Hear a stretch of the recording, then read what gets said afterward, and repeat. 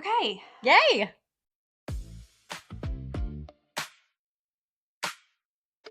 Talking about this is so therapeutic. Yeah. And I hope that you listening are like, wow, I feel the same way. Mhm. Not that I want you to feel the same way, or at least, wow, I don't know that I've ever realized that. There's almost like a shame aspect that I hope that no one is experiencing, to feel like, what's wrong with me? Why don't I feel like my normal self or my joyful self? Or why aren't I showing up silly and fun for my kids in the evening? Or why do I just want them to go to bed because I'm so exhausted? Yay! We're here. Welcome back to Almost Iconic. If you're new here, I'm Lyndsay. And I'm Sophie. We're so excited that you're here. We're just going to have A good combo. Yeah. Today, I think what we're really going to dive into is a journey that we're both on, which Mhm. is figuring out some of these changes that we are both in our late 30s. And you keep putting me in that? You keep putting me in that category, Sophie. Are you 36? I'm 36, but I'll be 37 in June. Okay. So I'm probably considered late 30s. Yeah. I'm 38. I'll be 39 in September. That seems like a long time. So I think I'm just solid 38. I'll just stay there for a little bit. Yeah. You need to live there for a little while. Yeah. So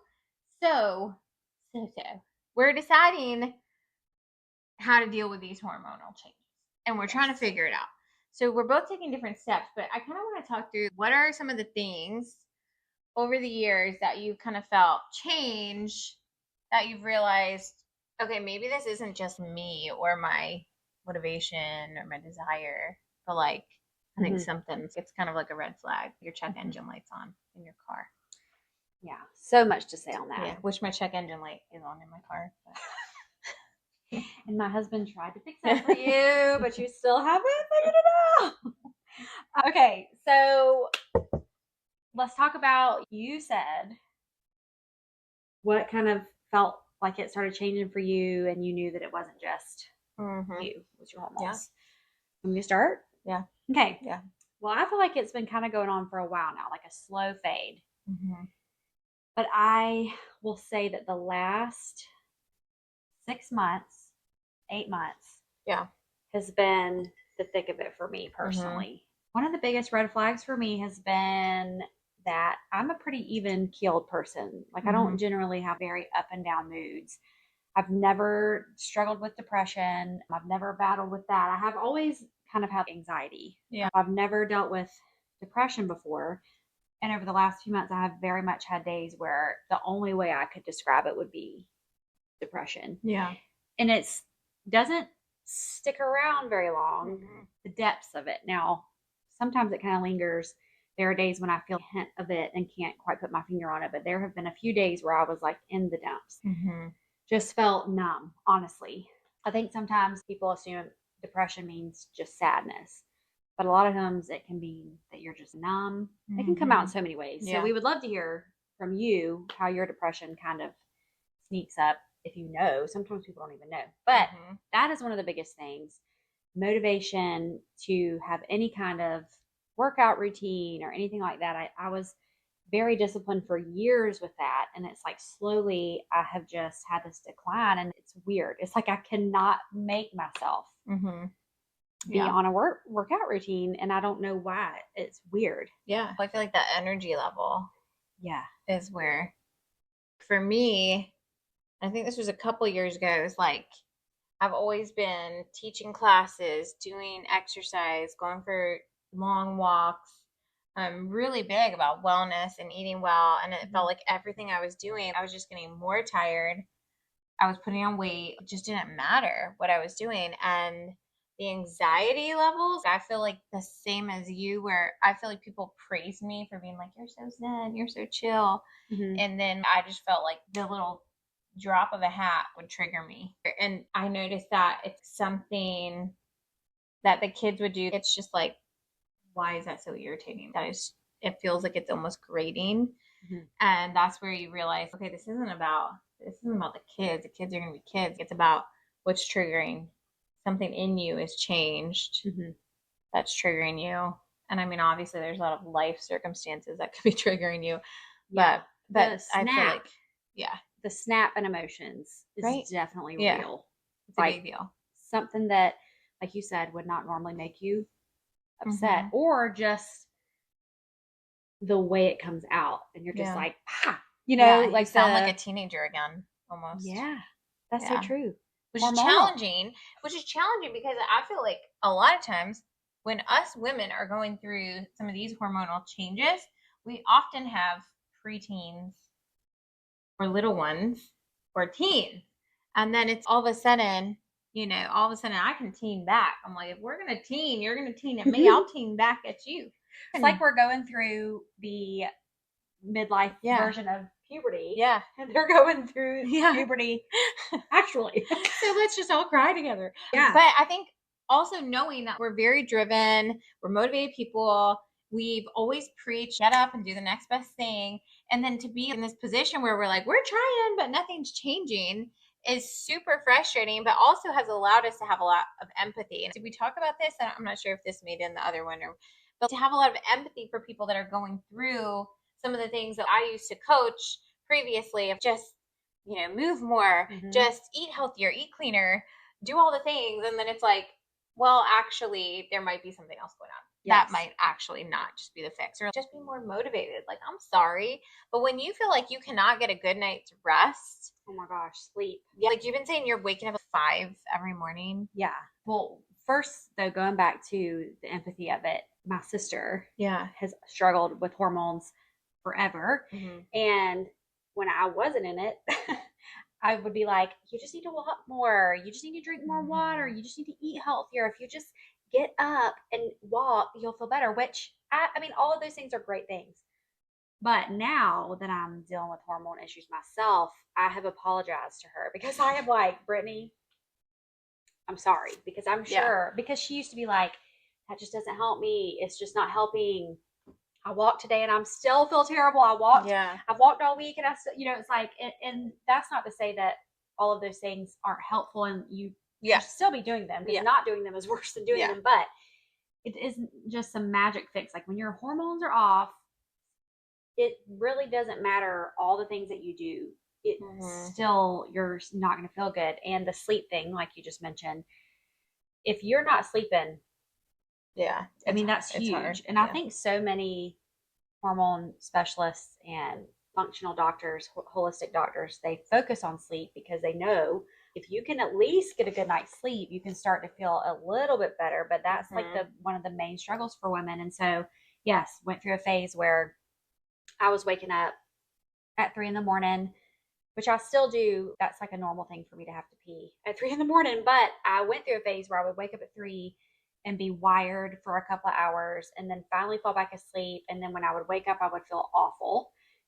Then I went through this phase the last few months where I would still wake up to pee, but I would immediately be able to go back to sleep. But I would feel like I could not get out of the bed until 8:30, 9 o'clock, which is weird because my whole life I've always woken up pretty early on my own, just naturally. But now in the last couple of weeks, I'm back to this 5 a.m. where I'm awake. I keep saying like I just pinged. I like ping. And my brain is on and I'm thinking about everything. And so I just get out of the bed because I'm laying there, my mind's racing. So I'm like, I might as well just get out of the bed and start the day. And so then by lunchtime, I'm dead. Yeah. And so it's weird. And that, I mean, that's something I think that we've talked about is that like the hardest part in all of that is like having that energy. I feel like you can push through your day, but you get that afternoon crash.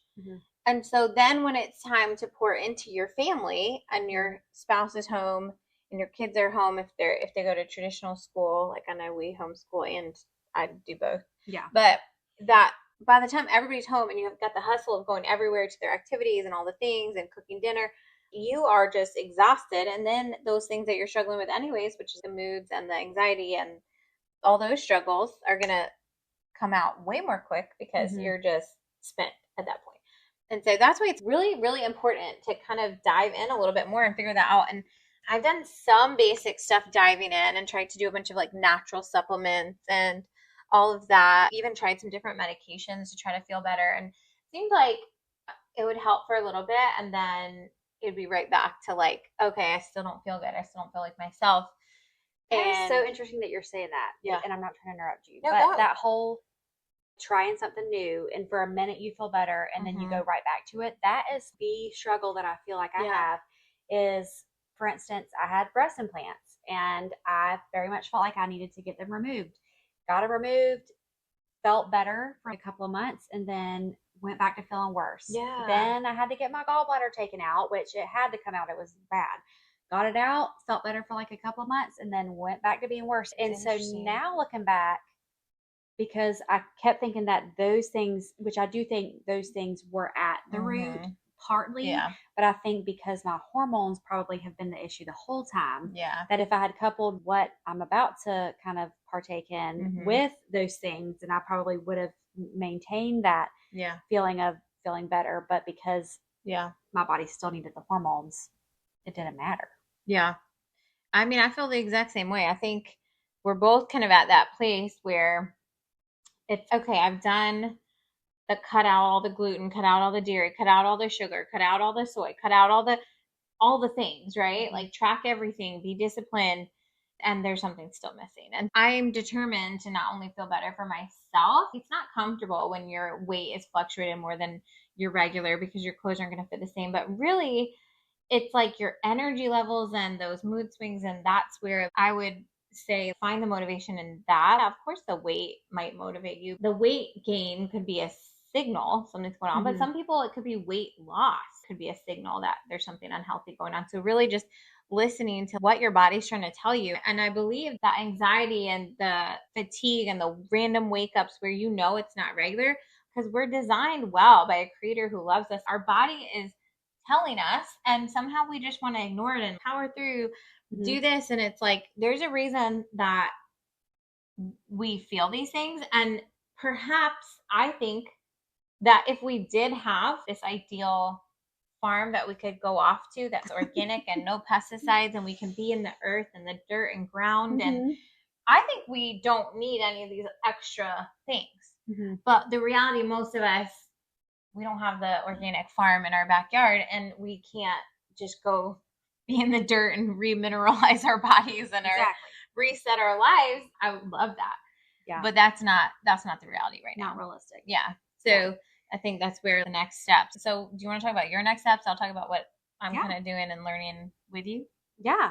So it's interesting that we've kind of started this podcast at kind of the same time that we're both embarking on our journey to getting better. I think both of us are the type of people that we're not okay with not feeling okay. So that's why I've done so many things, because I'm like, I want to feel better.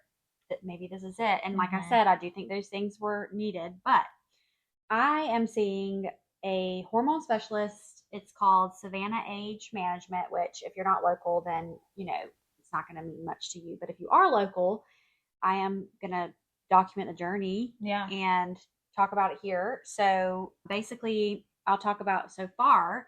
What I've done is I got blood work, which is pretty extensive. They test everything. And I mean, it's like pages and pages of blood work that they go over with you. So you get your blood work done, and then you come back for a 1-hour consultation. And she sat right in front of me. She went down line for line, everything on my blood work, and just kind of said, this is where you're at. This is where ideally you need to be. Now, with that being said, there is no magic number across the board, but she was just showing me a normal average, let's say progesterone would be this, and you're here, showing me how far away I am even from the bottom of the barrel. My testosterone, my progesterone, and my thyroid are all off. Testosterone is in the tank, progesterone is in the tank, and my thyroid is just a little bit off, not as much as I thought. She went over all of those things with me. She kind of told me, like I said, where I'm at, and then where just even the baseline of where you should be is. And then if I wanted to continue with them, you have to pay a fee. It's a one-time fee, and then you pay a monthly thing forever as long as you stay with them.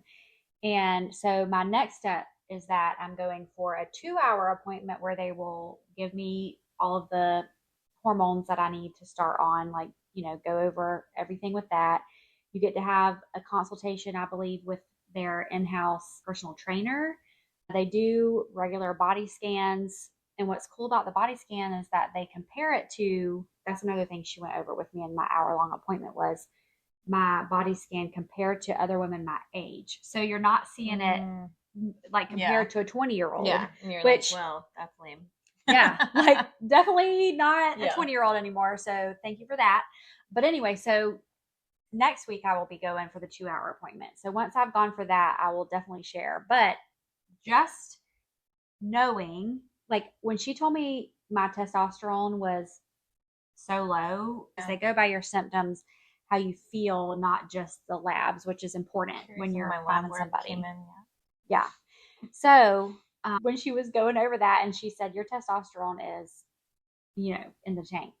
I like started tearing up because I was like, okay, I'm not crazy. I know that something is wrong with me. And she's like, yes.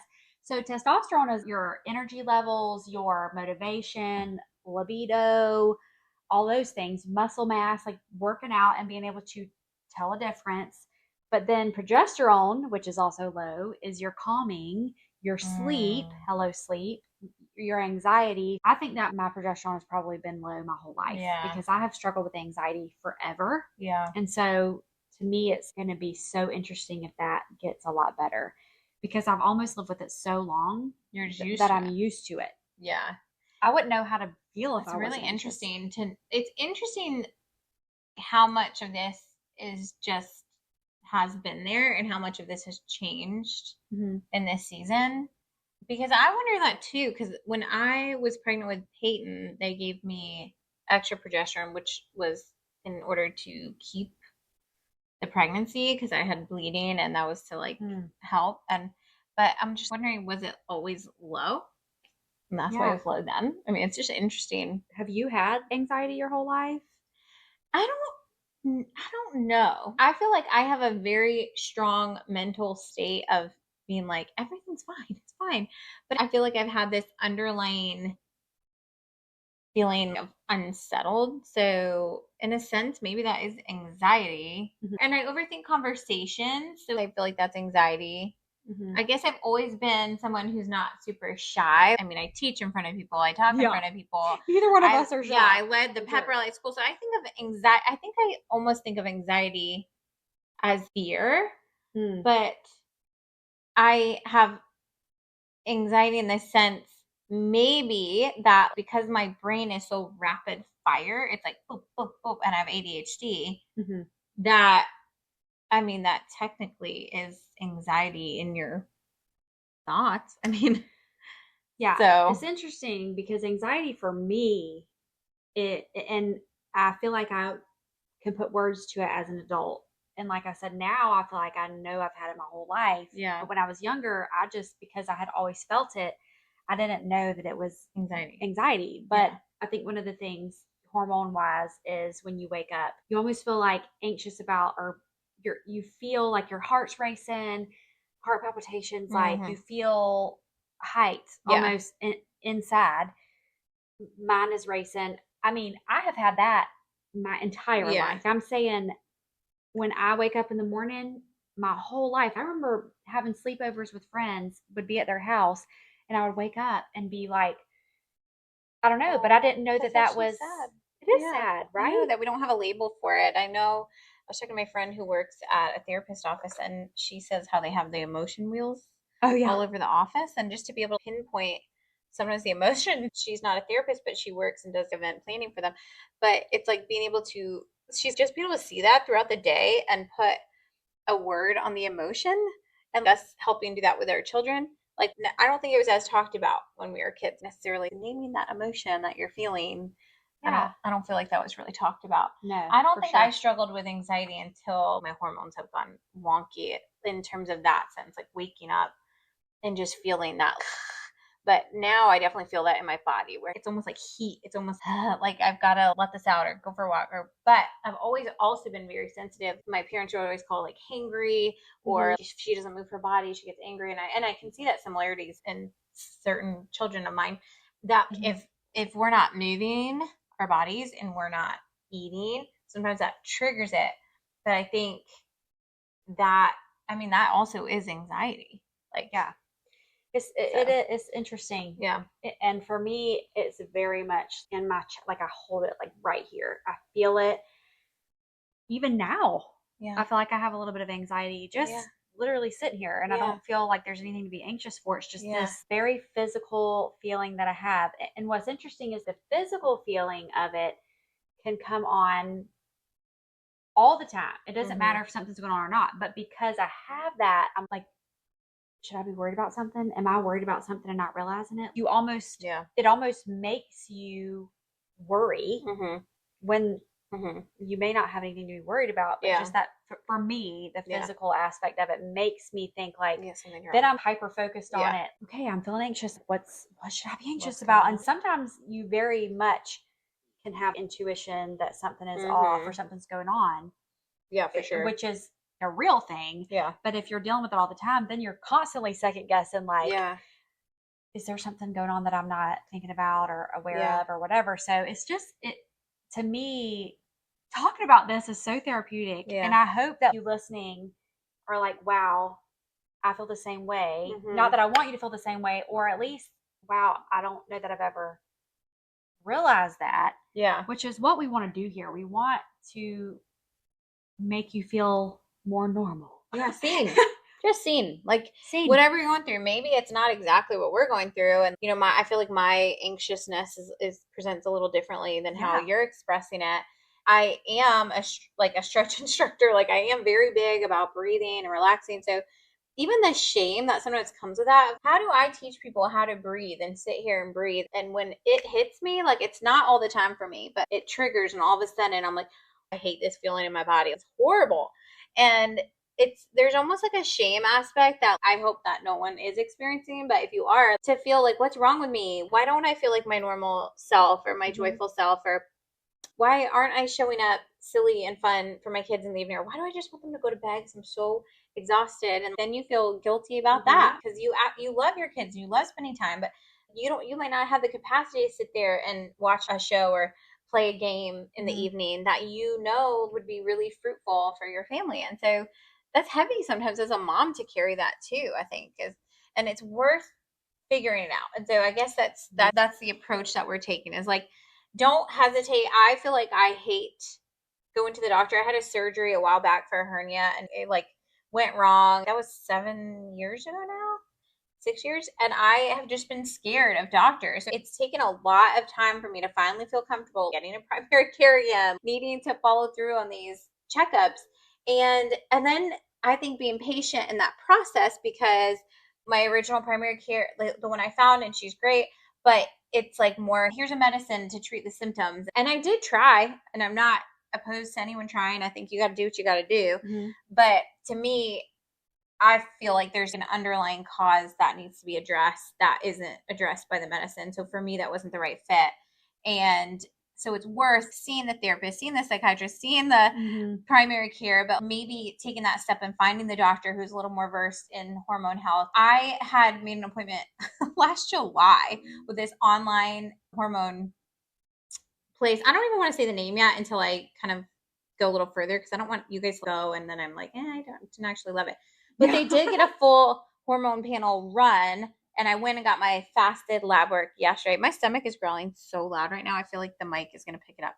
But I'm hungry too. I did get the fasted blood work yesterday, and so I'm excited to see my LabCorp results and kind of see what showed up with that. And I will do the follow-up online appointment with this online place that I will share with you guys if I am a fan. But I'm definitely open to going to see Lyndsay. It's just, I'm like, if I can do all this online, maybe that'd be easy, because it's hard to carve out the time. Well, and it's definitely a preference, because for me, I like the idea of being able to sit in front of somebody and talking to them. Because even my 1 hour, my 1 hour appointment that I had was optional to do on the phone. And I was like, well, I'm literally 15 minutes away from one of the places. They have a lot of locations.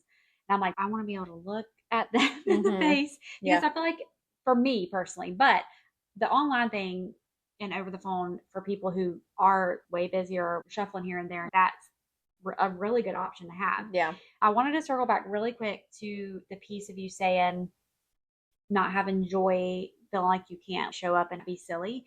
That is one of the big things that I noticed. I'm a very silly person. You're going to find this out with us. We're weird. Definitely. We're silly. I like to laugh. Can't take myself too seriously. But there would be moments or days where I just felt like there was none of that in me, and would just feel so odd, and I don't know. And then I'm like, why do I feel like dull? Yeah. On this like dull. I relate to that so much. Yeah. And that is literally hormones. I think, I don't know if it is the testosterone, which I think it might be, but that is one of the things, and thyroid, that if it is off, you feel numb.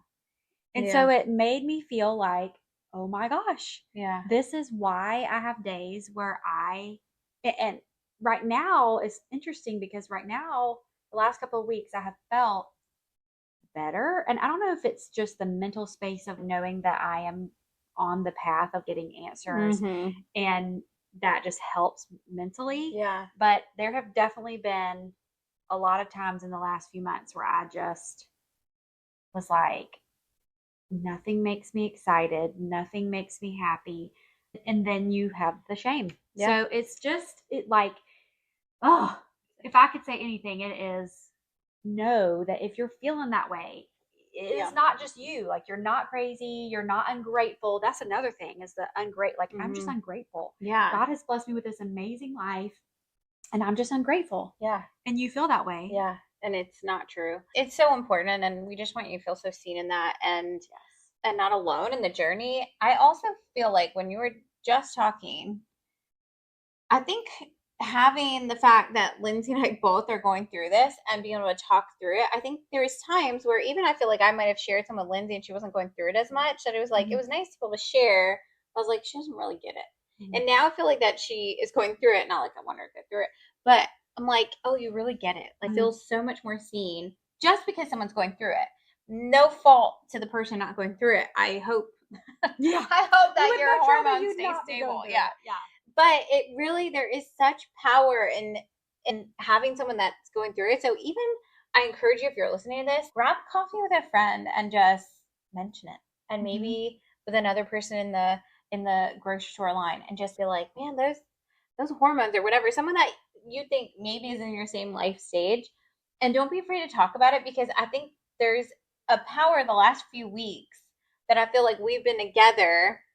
We've been open in what we're going through, and it kind of helps you find yourself again, because you're like, okay, this is going on, but there's still me in there, and there's still you in there, and so don't lose sight of that, and don't be scared to reach out and find that friend and cultivate that group and build that community, because there's people that need it. And on the flip side, if somebody comes to you, because I've been this person, and tells you that they're feeling this way, that they're going through this, just listen.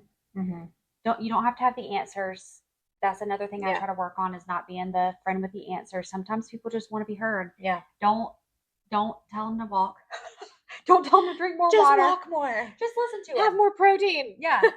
I mean, these things are helpful. But sometimes when you are like in the dumps, you just want to talk through it, and you just want somebody to be like, wow, that really sucks. Sometimes it really is good to just have somebody who can just sympathize with the fact that it sucks. And so on the flip side of it, so basically it sucks. On the positive note, to wrap this episode up, this is going to be an ongoing conversation. We're definitely going to keep the convo going, keep telling you guys what's going on. Let us know if there are things that you want to chat more about, if there are subjects that you're like, nobody ever talks about this. These are the things we want to do. We want to talk about the things that people don't talk about enough, the things that make you feel very seen and heard. Let's do it. You want to pray? Okay. We're going to pray together. Let's do it. All right. Father, thank you so much for today, and thank you for the amazing person who is listening right now. And Lord, I just pray that you would help them to know that you created them wonderfully made, and that we are just in this together, that we have a purpose and a light that I know that you have allowed us to shine, and that we would be bold and confident to shine that and share that with others, Lord. And I just thank you for the opportunity to be here today and to share with Lyndsay. I'll let you go.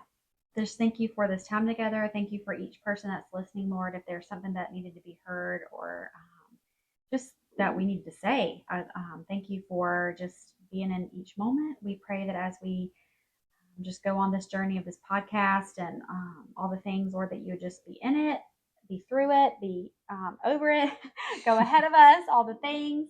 And just thank you for this time together. Thank you for just all of your many blessings. In your name we pray. Amen. Amen. Okay, almost iconic. Episode 2. Yay. Yay. We did it. Bye. Thank you so much for listening today. We are so grateful that you tuned into Almost Iconic. We would love it if you would subscribe, like, share, and tag us if you do, and say what resonated with you. We love you guys. Love you. Yes to all of that.